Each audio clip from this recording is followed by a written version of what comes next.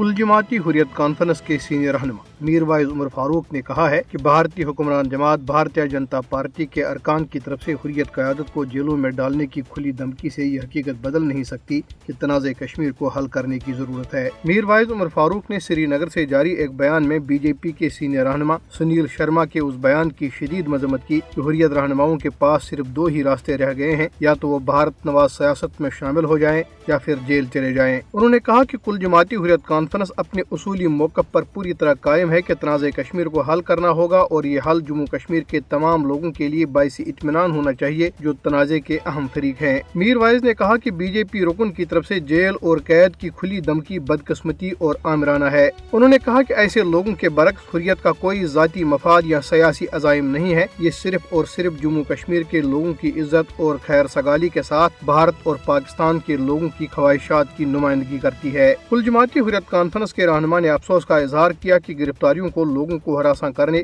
اور ان میں خوف پیدا کرنے کا ہتھیار بنایا گیا ہے۔ انہوں نے کہا کہ علماء دین سمیت سینکڑوں کشمیری بلا لحاظ عمر جنس جیلوں اور حراستی مراکز میں کالے قوانین کے تحت نظر بند ہیں۔ مقبوضہ کشمیر میں سیاسی ماہرین اور تجزیہ کاروں نے کہا ہے کہ نریندر مودی کی قیادت میں فسطائی بھارتی حکومت کی طرف سے اگست 2019 میں دفعہ 370 کو منسوخ کرنے کے بعد سے علاقے میں انسانی حقوق کی خلاف ورزیوں میں بڑے پیمانے پر اضافہ دیکھنے میں آیا ہے۔ انہوں نے کہا کہ مودی حکومت کے 5 اگست 2019 کے یک طرفہ غیر قانونی اقدامات کے بعد سے مقبوضہ علاقے میں 700 سے زائد کشمیری شہید، 2300 سے زائد زخمی، جبکہ کم از کم 18,300 افراد کو گرفتار کیا جا چکا ہے۔ انہوں نے کہا کہ آئے روز قتل، تشدد اور گرفتاریاں اس بات کو ثابت کرتی ہیں کہ بھارت کشمیریوں کے ہر حق کو نظر انداز کر رہا ہے۔ قطر نے بین الاقوامی دہشت گردی میں بھارت کے ملوث ہونے کا پردہ فاش کرتے ہوئے بھارتی بحریہ کے 8 سینئر افسروں کو جاسوسی اور بھارتی ریاستی حمایت یافتہ دہشت گردی کے الزام میں گرفتار کیا ہے۔ بھارتی نیوی کے 2 ریٹائرڈ کمانڈروں سمیت 8 افسروں کو قطر میں اسٹیٹ سیکورٹی بیورو نے تقریباً 2 ماہ سے حراست میں رکھا ہوا ہے، جس کا انکشاف ایک خاتون ڈاکٹر میتھو بارغوا نے ٹویٹر پر کیا،